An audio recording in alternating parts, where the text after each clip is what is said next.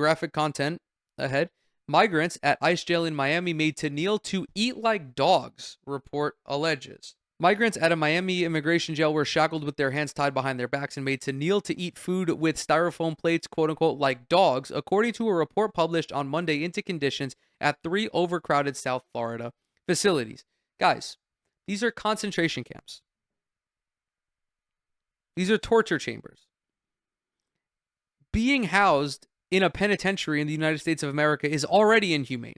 And yet, ICE has managed to make it even more inhumane by dehumanizing these immigrants. Mind you, dehumanizing these immigrants who anywhere from 75 to 90% do not have a criminal record.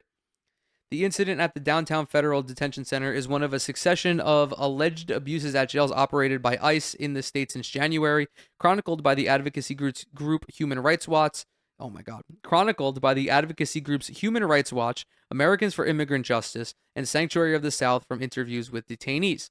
Dozens of men had been packed into a holding cell for hours, the report said, and denied lunch until about 7 p.m. They remained shackled with the food on chairs in front of them. Quote, "We had to eat like animals," one detainee named Pedro said. Degrading treatment by guards is commonplace in all 3 jails, the groups say. At the Chrome North Service Processing Center in West Miami, female detainees were made to use toilets in full view of men being held there and were denied access to gender-appropriate care, showers, or adequate food. I think that all of the agents and everyone involved in these prisons should go to prison. They should go to their own prison. This is definitely unconstitutional, it sounds like. I mean, well, the whole idea of just kidnapping these people is unconstitutional to begin with, but like, dude, Republican policy is just morally reprehensible. And if you don't see that, I don't know how else to elucidate it for you. I don't know how much more you need to be able to comprehend how disgusting this party is and how damaging and dangerous their policies are. The jail was held far beyond capacity. Some transferring detainees reported that they were held for more than 24 hours in a bus in the parking lot. Men and women were confined together and unshackled only when they needed to use the single toilet, which quickly became clogged. Quote, "The bus became disgusting. It was the type of toilet in which normally people only urinate, but because we were on the bus for so long and we were not permitted to leave it, others defecated in the toilet. Because of this, the whole bus smelled strongly of feces. When the group was finally admitted into the facility, they said, many spent up to 12 days crammed into a frigid intake room that they christened La Hileria, the icebox, with no bedding or warm clothing, sleeping instead on the cold concrete floor. There was so little space at Chrome and so many detainees, the report said, that every available room was used to hold new arrivals. Quote, by the time I left, almost all the visitation rooms were full.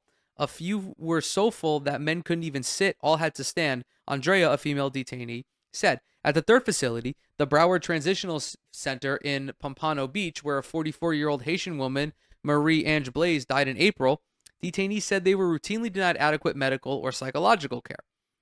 Some suffered delayed treatment for injuries and chronic conditions and dismissive or hostile responses from staff, the report said.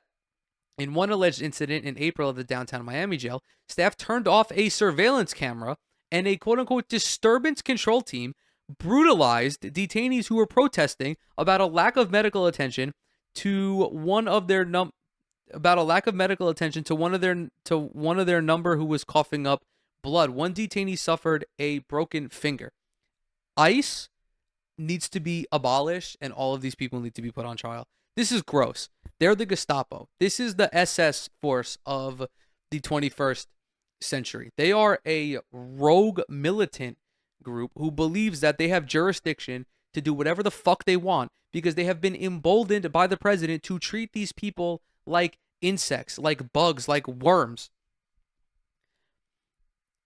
All three facilities were severely overcrowded, the former detainee said, a contributory factor in Florida's decision to quickly build the controversial Alligator Alcatraz jail in the Everglades intended to eventually hold up to 5,000 undocumented migrants awaiting deportation. Immigration detention numbers nationally were at an average of 56,400 a day in mid-June, with almost 72% having no criminal history. Again, that fluctuates anywhere from 70 to 90%. And even those who do have criminal convictions, fewer than 5% of them are violent offenders. This is both in their home country and in the United States. These people that ICE is rounding up are landscapers, they're retail workers, they're line cooks. They are not criminals. They are not hardened killers. They are not gang members. They are not serial rapists. They are regular, normal, everyday people who came to this country seeking to make a better life for their friends and family. And just for that reason, they are being fucking demonized. They are being illegally and unconstitutionally demonized. The daily average during the whole of 2024 was 37,500, Human Rights Watch said. The group say that the documented abuses reflect inhumane conditions inside federal immigration facilities that have worsened significantly since Trump's January inauguration and subsequent push to ramp up detentions and deportations. They're looking to do like 3,000. They have a quota, ICE does, of like 3,000 immigrants a day. There's no way you can meet that quota without picking up literally everybody, regardless of if they're a criminal or not.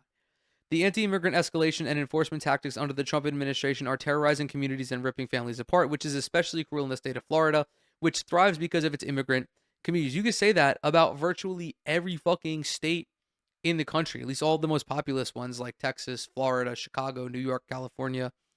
Quote, the rapid, chaotic, and cruel approach to arresting and locking people up is literally deadly and causing a human rights crisis that will plague this state and the entire country for years to come. The Guardian has contacted ICE for comment.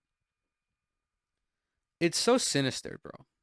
It's like, it's so fucking batshit that all of this happens, and yet, like, there is no major members of Congress speaking out against it. There is no appropriate there's like no appropriate fight from the Democratic Party. Like, I really have nothing to say. Like, it just gets so fucking bad every time we read a story. And with that definitely not gloomy transition, I'm going to go ahead and close out the video for today. As always, thank you guys so very much for coming to hang out. Everything I'm associated with is linked down below. Follow me on TikTok, follow me on Twitter, subscribe to the YouTube channel. I just hit 500 subscribers, so a little, little milestone there, a little confetti popper.